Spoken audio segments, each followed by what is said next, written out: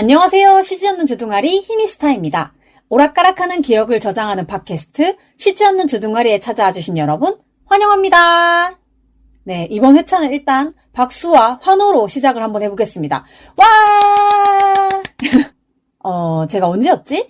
그때 그냥 뜬금없이 사연 쓰기가 조금 부담스럽거나 그러면 우리 생존 신고를 함께 해보자 라는 얘기를 했었잖아요. 근데 바로 생존 신고를 보내주신 분은 안 계셔가지고 저도 사실 살짝 잊어버리고 있었어요. 근데 생존 신고 메일이 처음으로 들어왔습니다. 와! 네, 바로 한번 읽어보도록 하겠습니다. 첫 메일입니다. 라는 제목으로 보내주셨고요. 안녕하세요, 희미님. 팟캐스트 감사히 잘 듣고 있는 청취자 한누리대로입니다. 와, 한누리대로님 반갑습니다. 네. 메일 보내야지 생각만 하다가 점심시간에 짬을 내서 메일을 써요. 희미님이 들려주시는 일상, 친구, 가족, 회사 이야기 재미있게 듣고 있어요. 그렇죠. 저는 일상, 친구, 가족, 회사 말고는 딱히 뭔가 이렇게 포인트적인 주제는 없기 때문에 항상 그냥 저의 근황 이야기만 주로 하고 있죠. 인디밴드나 덕질 쪽으로는 제가 문외한이라 잘 모르는 주제가 나올 때도 종종 있지만, 그렇죠. 제가 초반에는 사실 정말 되게 누가 들어도 알 수 있는 정말 일상생활 이야기를 위주로 얘기를 하다가 어느 순간 저하고 얘기를 해보시는 분들은 아시겠지만, 제 생활에 약간 덕질이라는 게, 나 덕질하고 있어 라고 얘기를 하는 게 아니라, 약간 그냥 일상에 되게 녹아있는 편이다 보니까, 내가 이런 얘기를 하고 있는지도 모르게, 방송에서 덕질 이야기를 좀 많이 한 것 같아요. 근데도 이렇게 인디밴드라든지, 뭐 덕질이라든지, 이런 쪽에 전혀 알지 못한다고 하시는데도, 그걸 어쨌든 들어주셨기 때문에 이런 이야기가 나왔다라는 걸 아시는 거잖아요. 이거 완전 사랑 아니야? 사랑이잖아. 그죠? 저에 대한 사랑 감사합니다. 한누리대로님 사랑합니다. 네. 그래도 까르르 웃으시면서 특유의 톤으로 얘기해 주시는 목소리가 참 듣기 좋아요. 계속 오래 해주시면 좋겠어요. 아무래도 그냥 좀 어떤 주제가 정확한 막 그렇게 새겨들어야 되는 그런 방송들보다는 진짜 아무 생각 없이 그냥 흘려들어도 괜찮다는 느낌이 좀 있기 때문에 그냥 좀 편안하게 들으셨으면 좋겠어요. 물론 제가 얘기하는 것 중에서 편안하지 않은 주제도 있기는 해요. 굉장히 좀 불편한 주제들이 가끔 이렇게 저도 모르게 툭툭 튀어나오긴 하는데 그래도 어쨌든 간에 그런 부분까지도 다 들어주고 계시는 분들이 계시기 때문에 정말 제가 이렇게 짧거나 길거나 뭐 엉망진창이거나 무슨 헛소리거나 계속 이렇게 할 수 있는 거고 제가 제 쉬지 않는 주둥아리 방송에 첫 회차에 게스트로 나오셨던 미니팬님하고 얼마 전에 통화를 했거든요. 그래서 제가 뭐 얘기를 막 하다가 요즘 뭐 어떻게 지내고 있어 얘기를 하다가 나 그냥 뭐 또 일주일에 한 번씩 팟캐스트 녹음하고 업로드하고 있지. 그랬더니 이제 미니팬님이 이번에 몇 회차지? 라고 얘기를 하다가 제가 야, 나 진짜 못할 줄 알았는데 벌써 30회차가 넘었어. 이런 얘기를 했단 말이에요. 그랬더니 이제 미니팸님이 그러면 내가 출연했던 것부터도 30회차가 넘은 거네 라고 얘기를 하면서 조만간 또 한번 녹음을 같이 하자 막 이런 얘기를 했는데 어쨌든 제 방송은 좀 최대한 듣는 분들이 아무 생각 없이 좀 그냥 흘려 들으셔도 괜찮고 저 혼자 웃긴 얘기를 하면서 웃고는 있지만 어쨌든 혹시라도 그런 부분에 같이 웃으셨으면 되게 좋겠다. 그런 생각을 또 하기도 하거든요. 근데 저도 진짜 되게 힘들었을 때 팟캐스트를 처음 듣기 시작했고 이제 비밀보장이라든지 비욘세 이런 팟캐스트를 들으면서 정말 도움을 많이 받았었거든요. 그러니까 제 방송 들으면서 뭐 엄청 뭐 큰 의미를 가지고 이런 것보다는 그냥 자연스럽게 들을 수 있어. 내가 모르는 얘기 나와도 그냥 흘려 들어도 괜찮은 방송이야 라고 생각을 하고 들어주셨으면 좋겠습니다. 사실은 제가 최근에 뭔가 이렇게 팟캐스트를 일주일마다 하나씩 계속 업로드를 한다는 게 벌써부터 약간 매너리즘이 온 것 같은 거예요. 그래가지고 처음에는 방송을 업로드를 하면 조금 제 얘기들을 이렇게 들어줄 만한 단톡 같은 데다가 저 업로드 했어요 하고 이렇게 링크도 올리고 했는데 최근에는 제가 링크 공유를 전혀 안 하고 뭔가 팟캐스트를 업로드 했다라는 얘기도 전혀 안 했단 말이에요. 그랬더니 제가 이제 방송을 업로드하러 일주일마다 한 번씩 들어가는데 보고 싶지 않아도 그 메인 홈페이지에 보면 그 조회수라든지 뭐 이렇게 청취수 같은 게 이렇게 눈에 보이잖아요.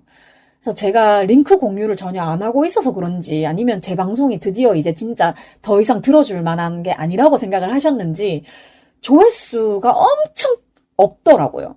이게 떨어진다 수준이 아니라 조회수가 없더라고요. 그런데 그렇게 생각하고 있는 와중에 이렇게 저의 이야기에 귀를 기울여 주시고 생존 신고를 보내주신 분이 계셔가지고 좀 다시 한번 좀 기력을 되찾으려고 노력하고 있다. 네, 이런 말씀을 조금 드리고 싶고 진짜 너무너무 감사하다. 이런 말씀을 드리고 싶어요. 제가 생존 신고 얘기를 한 게 초반이 아니라 아마 최근 몇 주 사이에 했을 거예요. 그러면은 이분은 못해도 최근 한 달 정도까지는 계속 제 방송을 듣고 계시다. 아니면 뭐 거꾸로 들으신다고 해도 어쨌든 간에 몇 회 이상 꼭 들어주셨다라는 그런 게 약간 많이 이렇게 기운이 솟는 포인트가 되는 것 같아요. 솔직히 내가 이 감정을 뭔가 표현을 하고 싶어가지고 아무 말이나 하는데 내가 지금 뭐라고 하는지 잘 모르겠어요. 그러니까 적당히 그냥 알아들으세요. 그냥 감사하다. 진짜로 내 마음이 이렇게 벅차다. 막 벅차 올랐다. 뭐 요런 거를 말로 잘 못하는데 어쨌든 간에 감사하다. 네, 계속 똑같은 얘기만 하고 있죠. 자, 계속 읽어볼게요. 오늘 저는 시원한 열무국수를 먹었고 동료랑 올해 여름 걱정을 했어요. 근데 저는 약간 제가 편식을 조금 심하게 하는 편이어가지고 채소 중에서도 약간 서걱거리는 채소라든지 질겅거리는 채소를 좀 잘 못 먹거든요. 입에 들어가는 순간 그 냄새 같은 것 때문에 삼키지를 못해요. 근데 제 기준에 열무국수는 굉장히 허들이 높은 어른의 음식이란 말이에요. 그래가지고 열무국수 앞에 시원한이 붙었다는 거는 열무국수를 굉장히 맛있게 드셨다는 거잖아요. 그러니까 열무국수를 시원하게 드실 수 있는 어른이시다. 약간 이런 느낌이 또 드네요. 한누리 대루님, 큰 어른이시다. 그래서 저는 사실 소면도 별로 좋아하지 않고 만약에 면을 먹는다면 칼국수 면이나 우동면처럼 약간 조금 무게감 있는 면을 먹는 편이어가지고 열무국수를 제가 아직까지 도전을 해본 적이 없어요. 저희 엄마가 국수를 되게 좋아하셨어가지고 저희 엄마는 뭐 소면, 죽면, 칼국수면, 그 다음에 뭐 우동면 어쨌든 면이라는 면은 다 좋아하셨어가지고 항상 엄마랑 이렇게 밥을 먹으면 엄마가 되게 맛있게 이렇게 그 잔치국수라든지 열무국수라든지 이런 거를 드시는 게 진짜 되게 신기했거든요. 정말 엄마 뱃속에서 나온 자식치고는 제가 왜 이렇게 편식이 심한지 모르겠어요. 저 빼고 우리 가족들은 편식이 아무도 없거든요. 근데 제가 얼마 전에 대전에 있는 동생 집에 갔을 때 이제 조카하고 셋이 앉아가지고 밥을 먹으면서 그런 얘기를 또 하기도 했어요. 저희 조카는 인제 만으로 꽉 채워서 24개월이 조금 지났거든요. 그러니까 애기야. 근데 정말 어른도 잘 못 먹는 채소 같은 거를 되게 잘 먹더라고요. 근데 여기서 말하는 어른은 전데 제가 잘 안 먹는 채소라든지 저번에도 잠깐 제가 어그로를 끊으라고 얘기를 했는데 제가 콩밥 안에 있는 콩을 안 먹는데 그걸 또 대신 먹어주더라고요. 그래서 제가 아니 나도 못 먹는 채소를 얘는 어떻게 이렇게 잘 먹을까 이런 얘기를 했더니 어렸을 때부터 음식에 대한 경험이 많으면 약간 편식을 덜 하게 되는 것 같다 이런 얘기가 나온 거예요. 근데 또 생각을 하고 보니까 제가 이렇게 편식을 좀 많이 하게 된 이유가 뭐 이거 나중에 또 뭐 언젠가 또 이런 얘기를 하긴 하겠지만 저희 엄마가 저를 가졌을 때 밥을 거의 못 드셨다고 해요. 그래서 원래는 엄마가 밥을 먹어야 이제 영양분이 애기한테 가는데 일단 엄마가 밥을 못 드셨기 때문에 저한테 올 영양분 맛도 없고, 그리고 그만큼 먹은 게 없기 때문에 뭔가 음식에 대한 경험 같은 게 되게 없었던 거예요. 그래서 제가 되게 그날 밥을 같이 먹으면서 혹시 그래서 내가 이렇게 편식이 심한 걸까? 라고 얘기를 했더니 평소 같았으면 여동생이 되게 시크하고 약간 까칠하거든요. 그래가지고 무슨 그런 말도 안 되는 소리를 하노? 라고 말을 할 줄 알았는데 그것도 일리가 있어 라고 얘기를 하더라고요. 네, 이상 저의 편식에 대한 변명이었고요. 어쨌든 간에 언젠가는 저도 열무국수를 한번 도전해보는 어른이 되어보도록 하겠습니다. 네, 계속 읽을게요. 역대급 폭염에 한 달 내내 비가 올 만큼 장마 기간이 길 예정이라고 하는데 벌써부터 두려워요. 희미님은 장마 대비템 미리 구입하셨나요? 장마철 생활 꿀팁 있으면 알려주세요. 네, 일단 저는 장마철이라고 얘기를 하니까 조금 답답한데 저는 장마철에 이사를 해야 된답니다. 사실 그래서 좀 벌써부터 걱정이 되는데요. 장마철 꿀팁 같은 거 사실 저는 하나도 없거든요. 뭔가 제가 원래도 온도에 굉장히 민감한 편이어가지고 한겨울에는 닭살이 돋을 만큼 추위를 느끼고 한여름에는 정말 옷에 티셔츠에 소금기가 그림을 그리듯이 이렇게 배어나는 그 정도의 땀을 많이 흘리는 사람이어가지고 역대급 폭염이라고 하면 저는 진짜 지금부터 벌써 되게 걱정이 많거든요. 그리고 장마 기간이 이렇게 길어져 버리면 저는 습도에도 되게 약한 사람이어가지고 완전히 그냥 파스스 이렇게 녹아버린단 말이에요. 장마 대비템 미리 구비하셨나요? 라고 물으시는데 사실 제가 생각보다 생활의 꿀팁 같은 게 되게 없는 사람이에요. 그냥 있으면 있는 대로 없으면 없는 대로 그냥 사는 사람이라 가지고 뭐 대비템 같은 거는 없는 편인데요. 그냥 이렇게 왜 인터넷에 떠돌아다니는 꿀팁 같은 거 기억나는 거 하나 얘기하면 그 자기 전에 머리맡에다가 페트병에 얼린 물을 놔두고 자면 그게 결로 현상 때문에 제습 효과가 있다. 뭐 요런 게 되게 대표적인 게 있잖아요. 근데 알고는 있지만 저는 귀찮아서 안 해봤어요.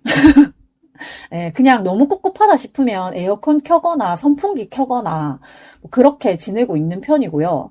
혹시나 이 방송을 듣는 청취자분들이 장마철 생활 꿀팁이 있으시다라고 하면 네, 그런 거를 조금 저의 메일로 보내주시면 제가 또 방송에서 소개를 해드리면 좋을 것 같습니다. 근데 자꾸 얘기를 하다 보니까 뭔가 사연 한 줄에 제 얘기가 100마디 이렇게 나오는 것 같은데 그래도 어쨌든 간에 네, 계속 읽어보겠습니다. 사진은 지금 메일을 쓰는 실시간 제 앞의 풍경이에요. 창문이 너무 더럽길래 최대한 열고 틈으로 찍어봤어요. 라고 해주셨어요. 요 이메일에 사진을 한 장 같이 첨부를 해서 보내주셨는데 굉장히 좀 푸르른 나무가 빽빽하게 있는 사진이라 가지고 눈이 좀 시원한 느낌이 드네요. 네, 그리고 창문이 더러운데 최대한 열고 틈으로 찍어봤다. 네, 왠지 이 메일을 보내시고 나서 창문을 절대 닫지 않으셨을 것 같은 잠깐 열었다가 이렇게 방치하는 네, 그런 저 같은 네, 그런 그림이 한번 그려져 봤습니다. 그리고 마지막에 또 메일 쓸게요 라고 해주셨거든요. 또 메일 주셨으면 좋겠고 네, 여기까지가 이제 한누리 대로님의 생존 신고였습니다. 굉장히 잘 받았고요. 앞으로는 뭐 내용을 길게 쓰지 않으시더라도 뭐 한누리대로 생존 신고 이렇게 보내주시면 제가 우리 한누리대로님 잘 지내고 계시는구나 이렇게 확인을 한번 할 수 있을 것 같아요. 네, 정말 이메일 보내주신 거 너무너무 감사하고 제가 이렇게 매너리즘에 빠지는 그런 시기에 이렇게 이메일을 보내주시는 분이 계시기 때문에 제가 또 이렇게 앉아가지고 열심히 또 녹음을 하고 있습니다. 지금 에어컨 선풍기 다 끈 상태라 가지고 땀이 줄줄 나고 있는데 정말 비 얘기를 안 하고 지나갈 수가 없어요. 지금 이제 부처님 오신 날에 대체 공휴일까지 해가지고 3일이나 연휴가 되었던 네, 비 오는 주말 네, 히미스타 과연 뭘 했나? 일단은 제가 금요일에 퇴근을 하고 바로 서울에 갔어요. 왜냐하면 언니하고 얘기를 하다가 나 아디오스 오디오 보러 부평 갈 것 같은데? 이렇게 했더니 그러면 올라와 라고 얘기를 하길래 일단 언니 집에 가서 자야 되니까 기차를 이렇게 예매를 하는데 제가 기차 예매를 빨리 안 한 거예요. 그리고 이번 주가 3일 동안 연휴였다는 거를 아무 생각이 없었던 거야. 그래가지고 이게 보통은 새벽 4시 정도 되면은 취소표가 엄청 풀리거든요. 그 생각을 하고 새벽에 눈을 떠가지고 기차를 들어갔는데 이게 3일 연휴라는 게 굉장히 무섭더라고요. 취소표가 안 나와. 겨우 그 좌석 대기가 떠 있는 부분이 있어가지고 대기는 걸어놨는데 자리가 쉽게 나오지 않더라고요. 근데 그 대기 걸어놓은 시간대가 제가 이제 금요일에 퇴근하고 정말 집에 잠깐 들렀다가 바로 짐 싸서 기차역에 가면 탈 수 있는 그런 시간대, 저녁 시간대, 그 막차가 하나가 있었고, 그리고 그 다음날 토요일 아침에 새벽같이 일어나서 갈 수 있는 그런 시간대가 있었는데, 약간 지금의 컨디션을 생각했을 때 아침 일찍 일어나는 것은 약간 무리가 될 수도 있다 라고 생각이 들어서 금요일 퇴근하고 바로 올라가는 기차를 끊었어요. 그래가지고 이제 언니 집에 도착을 해가지고 제가 미리 이제 주문을 언니 집으로 해놓은 은희새끼, 들깨, 소불고기, 곱창, 전골 요 밀키트를 또 바글바글 끓여가지고 언니하고 맛있게 먹고, 그리고 그날 새벽까지 언니랑 수다를 떨었어요. 거의 제가 언니 집에 도착했을 때부터 수다를 떨었으니까 12시, 1시, 2시, 3시, 4시, 5시, 6시 아침까지 수다를 떨다가 와, 이제 맥주도 다 마셨고 이 곱창 전골도 다 먹었고 자자. 그래가지고 토요일 아침에 이제 잠이 들어서 누워있을 수 있는 만큼 누워있자 하고 끝까지 누워서 빈둥거리다가 이제 토요일 저녁 공연이어가지고 나가야 되는데 하고 바깥을 보니까 이게 비가 계속 오는 거예요. 그래가지고 그냥 가지 말까?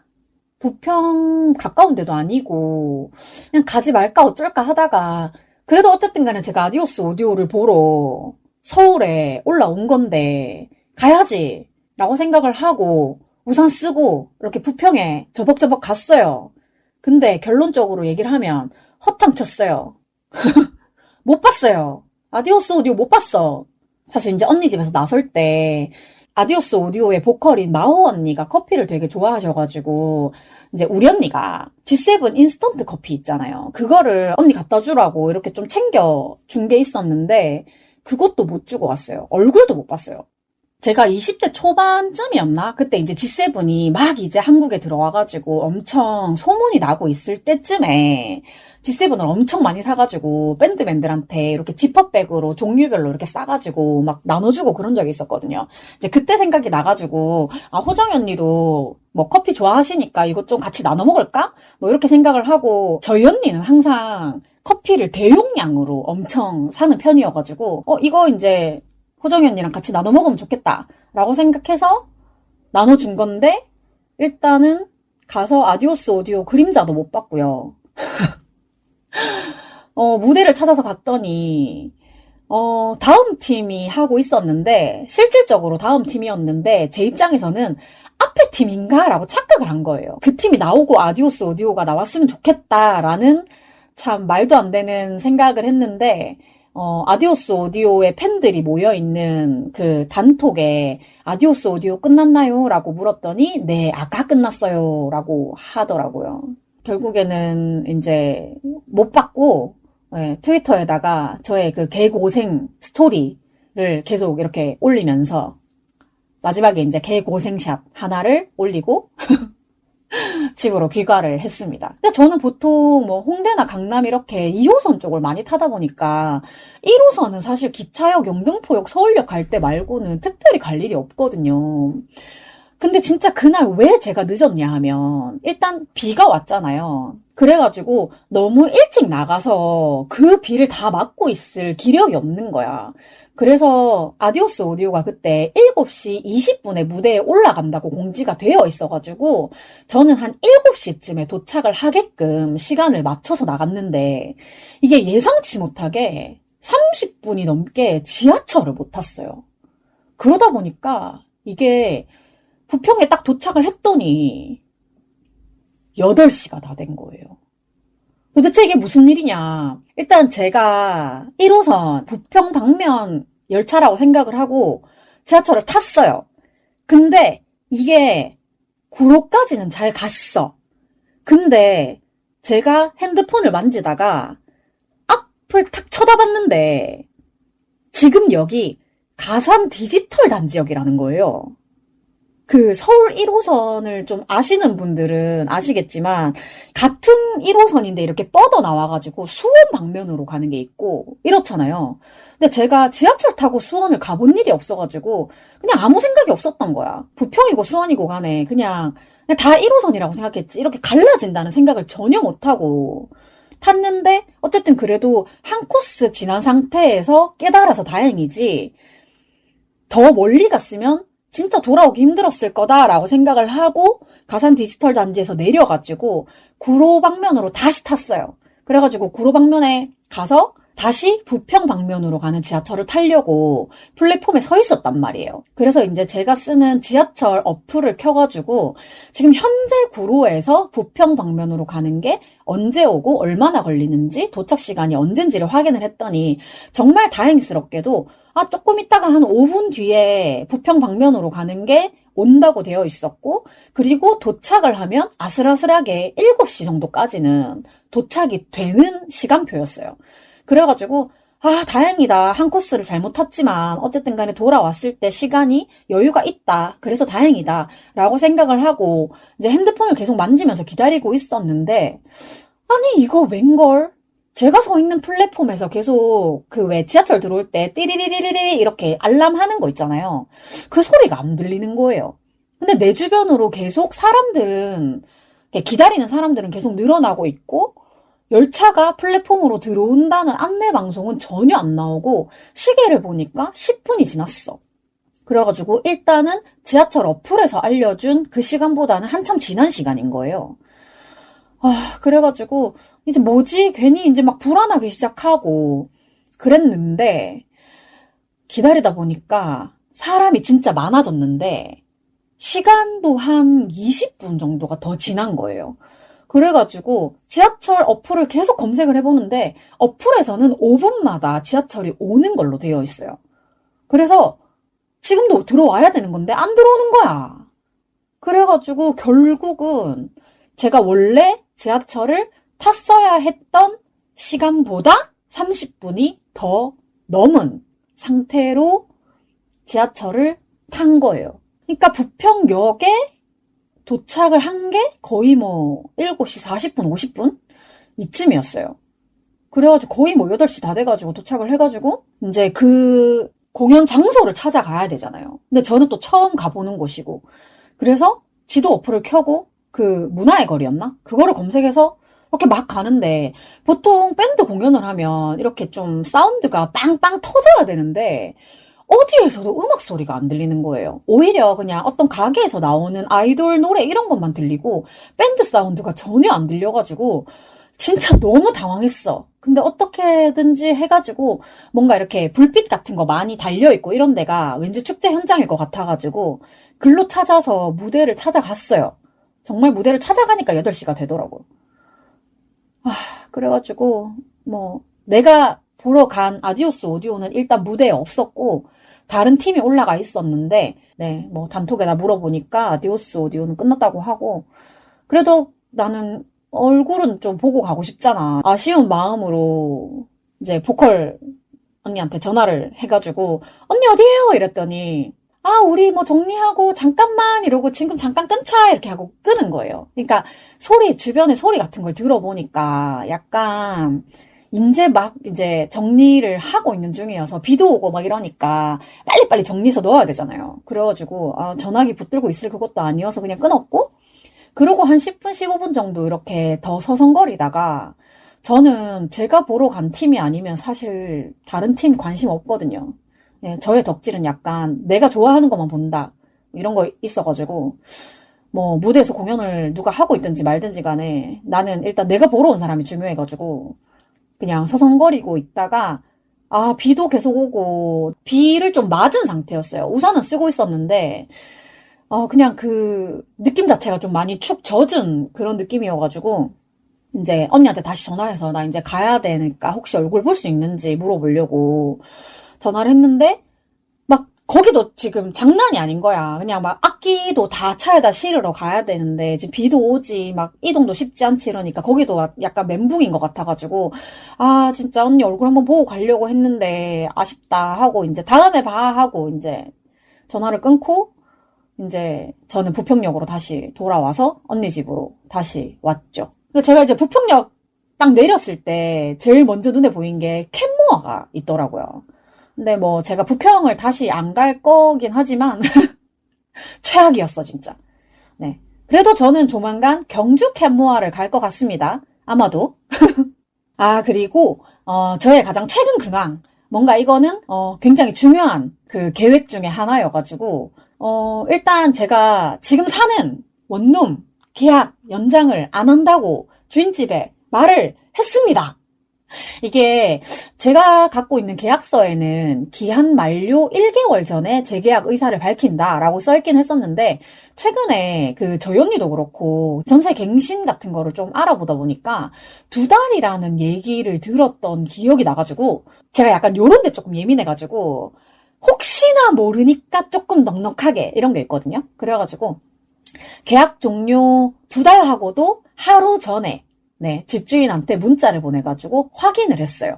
일단 통화는 녹음을 하면 되긴 하는데 뭐 그런 얘기 통화로 길게 하고 싶지 않아가지고 문자로 이제 확인 증거를 남겨놔야 되니까 이제 제가 월세 계약 연장이나 퇴거할 경우에 한 달 전에 말씀드리면 되나요? 라고 문자를 보냈고 주인집에서 요즘 법이 바뀌어서 2개월 전인데 계약서에 1개월로 되어 있네요. 미리 알려주시면 좋겠어요. 보증금이 많아서요. 라고 답이 온 거예요.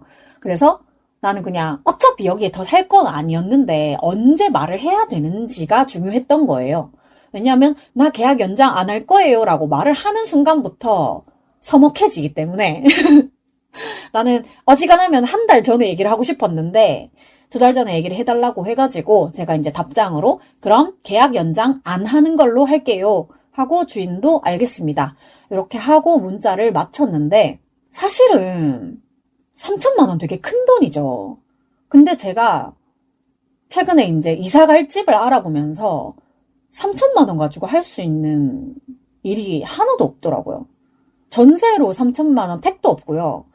월세로 3천만 원 보증금을 가지고 하려면 차라리 월세가 더 많고 보증금이 적게 하는 그런 월세는 있는데 3천만 원 가지고는 뭐 어쨌든 해결할 수 있는 게 아무것도 없더라고요.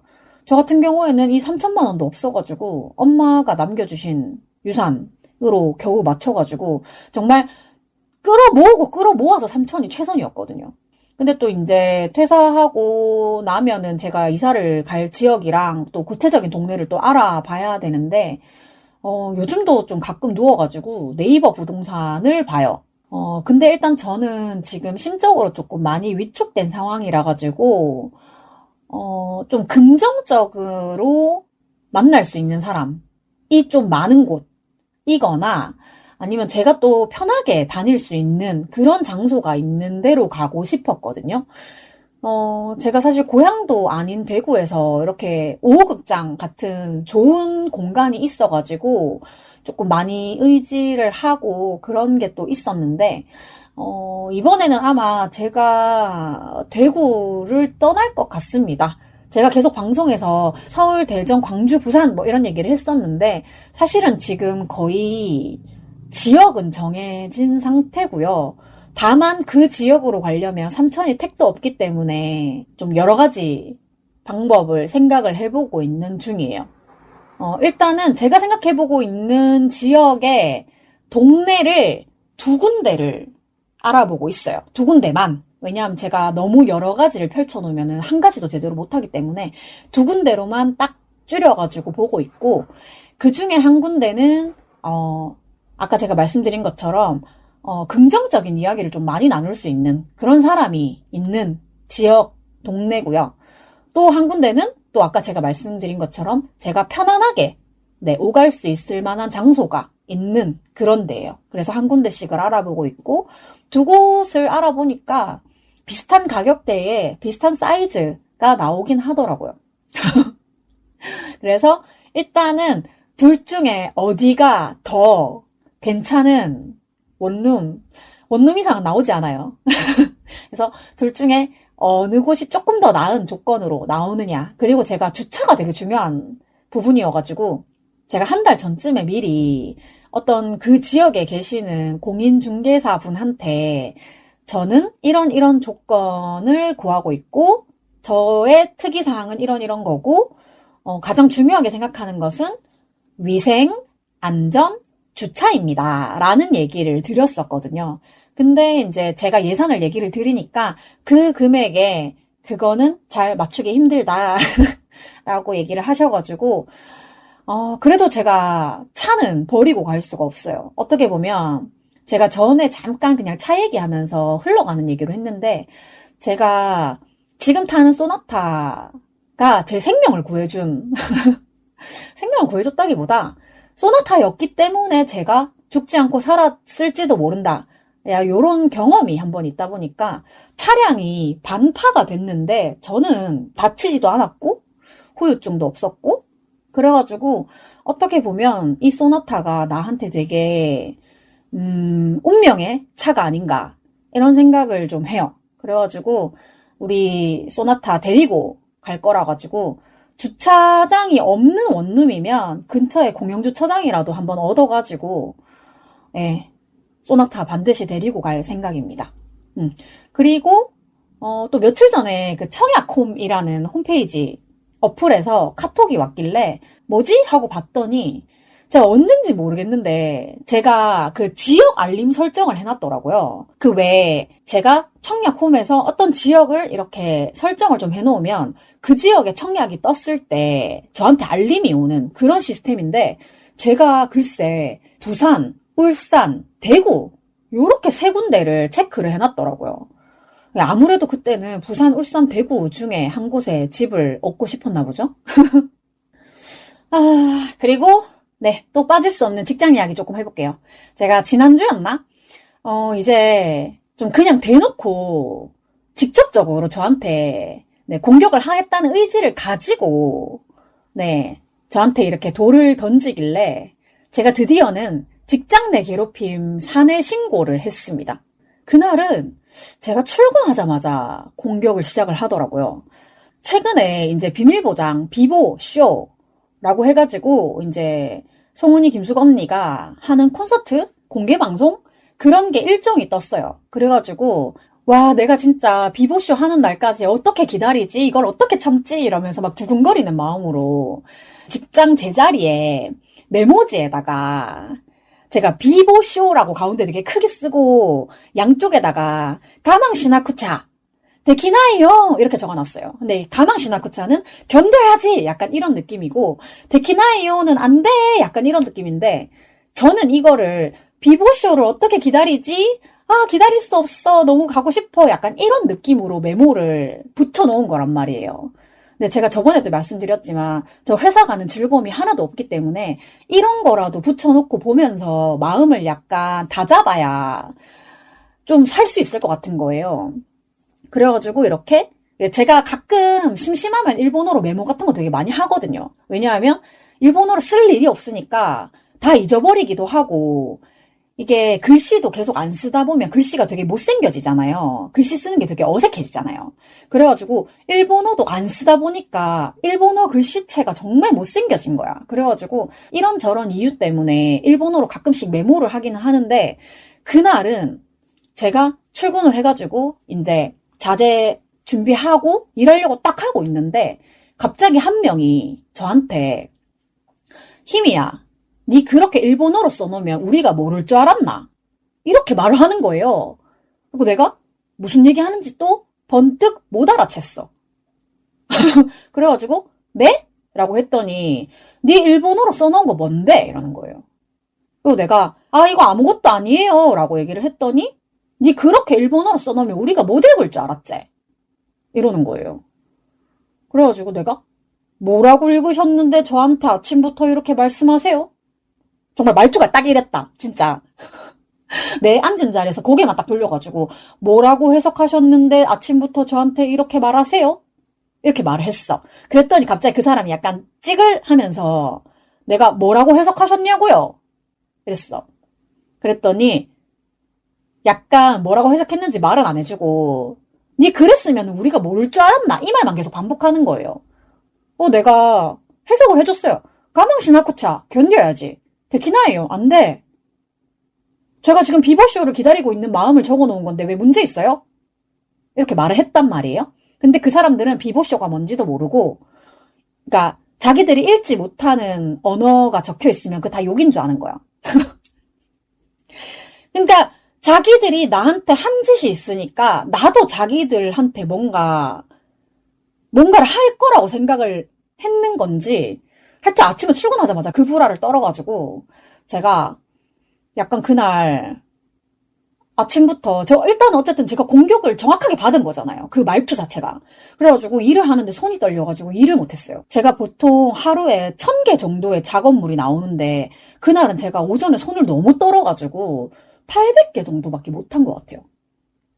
그러니까 제가 큰 소리로 말은 했는데 당당하게 나의 이야기를 하기는 했는데 사람이 자기가 공격받았다는 걸 뻔히 알면서 어떻게 마음이 평온할 수가 있겠어요. 저도 진짜 손 떨고 있잖아요. 말하는데도 진짜 큰 용기가 필요했단 말이에요. 왜냐하면 나는 혼자고 그 사람들은 4명이니까. 어쨌든 그래가지고 그날 점심시간에 식사를 다 하고 나서 이제 제가 이렇게 조금 힘든 얘기를 했던 담당자분한테 가서 좀 상담 요청을 했어요. 그래서 점심시간 중에 상담 요청을 했고 그분이 이제 아무도 없는 곳에서 저하고 이제 얘기를 나눴는데 얘기를 좀 너무 잘 들어주셔가지고 처음에는 앉아가지고 희미야 무슨 일인데 얘기를 해봐라 라고 하길래 제가 오늘 이렇게 상담을 요청을 한 이유는 직장 내 괴롭힘 신고를 하기 위함입니다 라고 완전히 처음부터 서두부터 본론을 얘기를 했어요. 요 전에도 2번, 3번 정도 상담을 하긴 했는데 그때는 그냥 대리님 진짜 저 못하겠어요 약간 이런 찡찡거린 요 정도였는데 되게 진지하게 앉아서 신고를 하려고 합니다 라고 하니까 얘기를 해봐라. 그래가지고 뭐 이런저런 얘기를 했어요. 저는 되게 구체적인 이야기까지 다 하거든요. 이런 상황에서 이런 일을 겪었다 라고 얘기를 하니까 굉장히 또 잘 들어주셨고 점심시간이 이제 끝날 시간이어가지고 이제 마지막에 이제 담당자분이 약간 마음이 조급하셨나봐. 그래서 그러면 정말 결론적으로 힘이 네가 바라는 게 있으면 한 가지 얘기를 해봐라 라고 얘기를 하길래 조만간 부서 이동이 있을 것 같다는 소문이 있었는데 혹시나 이동을 하게 된다면 그 사람을 내보내달라 라고 말은 했어요. 근데 제가 한 명 콕 집은 사람은 제가 저번에 말했던 보스도 아니고 행동대장도 아니고 그 단신배 중에 한 명인데 그 사람이 최근에 이상하게 저를 되게 공격을 하더라고요. 그래서 저한테 일본어 가지고 태클 건 그 사람 말고 되게 말도 안 되는 걸로 저한테 태클 거는 사람이 한 명 있어가지고 저는 그 사람이 빠지면 좋을 것 같다 라고 얘기를 어쨌든 했고 근데 지금 사실 얘기한 지 일주일도 더 지났는데 이동은커녕 점점 그 사람들의 히스테리가 좀 더 심해지는 것 같아요.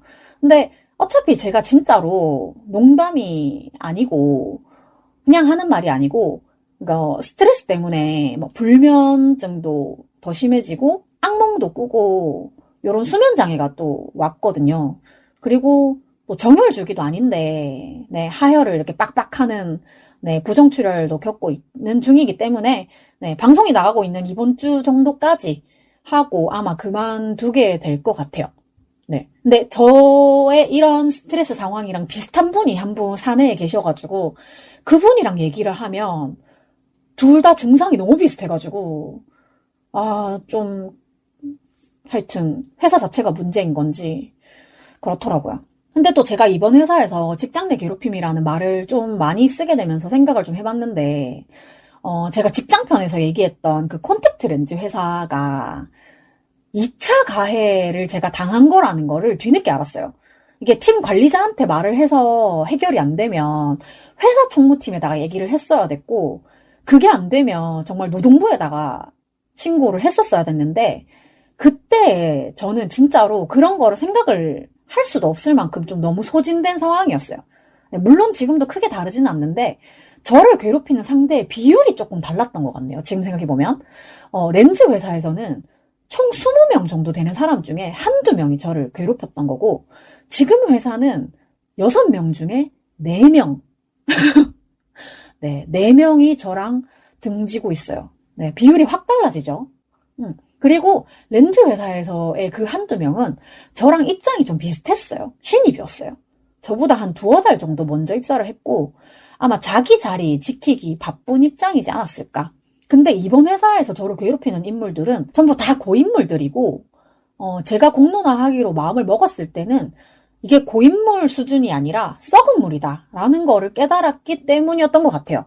예, 제가 저번에도 얘기를 잠깐 했었지만, 제가 그만두게 되더라도 다음에 오는 사람들이 똑같이 저처럼 이런 일을 겪을 수도 있고, 이렇게 한번 말을 하는 것 자체가 다음에 비슷한 일이 생겼을 때 뭔가 관리자들이 생각을 환기하게 하는 그런 역할을 할 수 있다고 생각을 해요.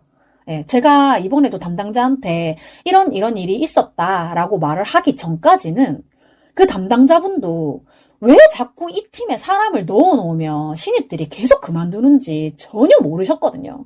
자기도 왜 그랬는지 전혀 몰랐대요. 예, 뭐 그렇습니다. 예, 제가 뭐 그렇게 큰 뜻을 품고 이런 행동을 하겠습니까마는, 예, 그냥 저는 저 다니는 동안에만 좀 편했으면 싶었거든요. 근데 그게 이렇게 조금씩 넓어지다 보니까, 네, 결국은 이렇게 진짜로 직장 내 괴롭힘을 신고하겠다라는 정확한 워딩을 담당자한테 하게 되었네요. 네.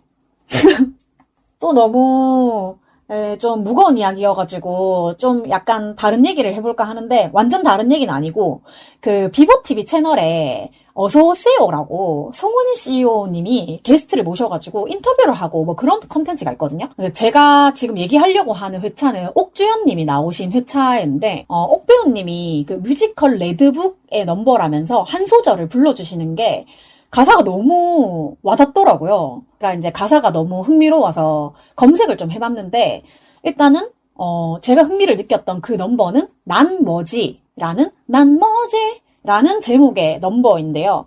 제가 노래를 한 번씩만 들어가지고 멜로디가 다 기억이 안 나는데, 나는 구직자, 이틀 전에 해고당한 구직자, 겨우겨우 취직해도 몇 달 못 가 쫓겨나는 구직자, 나는 외톨이, 사람들은 내게 그래 또라이, 나 같은 애 처음 봤대, 내가 너무 이상하대, 외로워. 네, 요런 가사가 제가 조금 흥미를 가진 부분이었거든요. 근데 저는 쫓겨나기 전에 제가 먼저 스트레스로 뒤집어져가지고, 네, 제가 그만두는 편이기는 한데요. 어쨌든 좀 남 얘기 같지 않은 가사에 공감이 갔고, 이 레드북 넘버를 찾다가 한 6분, 7분 정도 되는 조각 영상들을 봤는데, 그 영상만 봐서는 주인공인 안나가 저하고 크게 다른 것 같지 않다. 저는 그 유리아님이랑 김세정님이 연기하신 안나 영상을 봤는데요. 안나가 구직을 하러 갔어. 돈이 없어서. 일단 그 사장이란 새끼가, 사장이겠죠? 고용주? 그 사람이 일단 여자잖아 라는 소리를 제일 처음 해요. 근데 안나는 거기에서 무너지지 않고 안나라고 합니다 라고 씩씩하게 이름을 말을 하더라고요. 그랬는데 거기서 또 그 고용주가 늙었다, 결혼도 못했다, 남자한테 몸은 잘 쓰냐, 성격이 그 모양이니까 남자가 없다, 뭐 이렇게 어쩌고저쩌고 진짜 빠른 소리를 개 많이 하는 거예요. 근데 이제 안나가 그 고용주한테 되려, 너 지금 나를 희롱하는 거냐? 왜 이렇게 나한테 찝쩍거리냐? 발정났냐? 라고 하면서 꼽주는 장면이 있는데, 네. 저라도 아마 그렇게 했을 것 같다라는 생각이 드는 장면이었습니다. 이게 확 와닿죠? 이 레드북이라는 뮤지컬은 완전히 그 우리나라의 순수 창작 뮤지컬이라고 해요. 일단 뮤지컬 장면을 살짝 봤을 때는 좀 배경은 외국인 것 같은데, 어쨌든 간에 이게 이제 은언니랑 수건니도 보셨다고 해가지고 저도 아마 기회가 되면 뮤지컬 레드북을 한번 보러 가면 좋지 않을까라고 생각을 해봤습니다. 네, 일단 이번에는 5월에 공연이 끝난 것 같더라고요. 그래서 또 다음에 일정이 나오면 바로 한번 확인을 해보고 싶어가지고 레드북 트위터도 팔로잉을 해놨어요. 근데 아마 한 번 가면 회전문을 돌 것 같은 그런 내용이 아닐까 조금 두렵기도 하네요. 회전문 가자! 네, 제가 금토일을 서울에서 비 오는데 계속 돌아다니다가 이제 대구에 내려왔더니 48시간 동안 만들어 온 빨래가 어마어마하더라고요. 제가 지금 녹음 중인 월요일, 오늘까지도 비가 계속 오고 있고, 에어컨을 켜지 않은 채로 실내 습도가 70%를 찍었습니다. 네, 빨래를 했는데 이게 평소처럼 빨리 마르지가 않고 있어요. 네, 일단 급한 대로 선풍기를 켜가지고 빨래 쪽으로 돌려놓고 있었는데, 더워서 에어컨을 켜는 게 아니라 이 습도 때문에 에어컨을 켜야 하는 상황이 왔습니다. 너무 꿉꿉해요. 제가 습도가 높아지면 녹아내리는 히미스타 아니겠습니까? 그래서 이제 에어컨이랑 선풍기를 켜놓고 고구마나 열심히 까먹도록 하겠습니다. 덥고 습한 날씨에 불쾌지수가 아주 높아지는 계절이 왔습니다. 네, 여러분도 어떻게든 본인한테 맞는 방법을 좀 잘 찾으셔가지고 부디 서늘한 날씨가 돌아올 때까지 잘 버티고 계시기 바랍니다. 그냥 아무 생각 없이 흘려 들으셔도 괜찮으니까 네, 혼자 떠들고 이렇게 혼자 웃는 제 방송 쉬지 않는 주둥아리도 많이 많이 들어주시고요. 지금 습도가 71%를 넘어갔습니다. 네, 에어컨이 필요합니다. 시급합니다. 네, 너무 꿉꿉해서 지금 이제 녹음을 더 할 수가 없을 것 같고 겨드랑이에 겨터파크 네, 시작했습니다. 네, 아직도 밖에 비가 와서 그런지 배달 오토바이 소리는 조금 덜 나는 것 같아요. 와, 말하는 순간 습도가 72%가 되었습니다. 그럼 오늘도 안내 멘트 하고 마무리를 하도록 할게요. 쉬지 않는 주둥아리 출연 신청 및 섭외, 광고 문의, 협업 제안, 방송 후기, 질문 등 하고 싶은 모든 말은 heemistar@gmail.com 히미스타 지메일로 해주시면 되고요. 인스타그램은 팟캐스터 히미스타, 트위터는 히미스타 계정이 있으니까 많이 많이 놀러와 주세요. 팟캐스트 쉬지 않는 주둥아리는 팟빵과 오디오 클립에서 들으실 수 있습니다. 제가 좀 뭔가 필요하다고 생각하는 멘트를 자꾸 안내 멘트에다가 하나씩 넣다 보니까 마지막에 안내 사항이 너무너무 길어지는 거예요. 그래가지고 제가 조금 정리를 더 간단하게 한번 해봤는데 오늘 생존 신고가 스타트를 끄는 기념으로 이제 안내 멘트 마지막에 생존 신고도 많이 해주세요를 또 넣어야 될 것 같아요. 네, 생존 신고 많이 많이 해주세요. 그냥 제목에다가 생존 신고 해주시고 안에 내용에다가 생존 신고 누구누구 이렇게 해주시면 될 것 같아요. 만약에 본인의 이름이나 뭐 닉네임 같은 거를 밝히고 싶지 않다라고 생각하시는 분들도 제가 원래는 사연 보내주실 때 익명으로 보내주셔도 괜찮아요 라고 말을 하잖아요. 근데 생존 신고는 생존하고 있다는 거를 신고하는 거기 때문에 본인이 원래 쓰고 있는 닉네임이 아니더라도 동일한 닉네임으로 계속 생존 신고를 해주시면 내 방송 쉬지 않는 주둥아리를 듣는 어떤 예를 들어서 오늘 같은 경우에도 내 방송을 듣는 청취자 한누리 대로님이 생존 신고를 해주셨구나. 이분 그래도 잘 지내고 계시구나. 라고 생각을 할 수가 있는 부분이기 때문에 꼭 본인이 평소에 쓰는 닉네임 아니어도 괜찮고 그냥 생존 신고용으로 닉네임 하나 정해주셔도 괜찮아요. 네. 그래가지고 생존 신고할 때만 예를 들어서 저는 원래 닉네임은 힘이지만 예를 들어서 생존 신고를 보낼 때에는 뭐 송은이 정수리 이렇게 보내도 괜찮고 네 송은이 정수리는 제가 WV 송은이 김숙 언니들 단톡에서 쓰는 닉네임입니다. 그래서 뭐 송은이 정수리 생존 신고 이렇게 보내주셔도 괜찮고 뭐 진짜 하다못해 정말 닉네임 할 거 없다 그러면 그냥 옆에 저 같은 경우는 지금 옆에 소주병이 하나 있는데 닉네임 소주병 생존 신고 완료 뭐 이렇게 해주셔도 괜찮아요. 대신 처음 생존 신고 하신 닉네임 그대로 가져가셔야 돼요. 그래야지 제가 누군지 알잖아요. 닉네임 바꾸실 것 같으면 저 원래 소주병이었는데 뭐 휴지통으로 바꿀게요. 뭐 이런 식으로 알려주셔야 돼요. 같은 사람인지 알아야 되니까. 진짜 이제 더 이상 땀을 이 티셔츠가 머금고 있을 수 없을 정도로 옷이 젖고 있어요. 빨리 마무리를 할게요. 네, 오늘도 제 기억의 한 조각을 함께 해주신 여러분 정말 너무너무 감사합니다. 지금까지 쉬지 않는 주둥아리의 히미스타였고요. 다음 주 화요일에도 다시 만나요. 안녕. 안녕.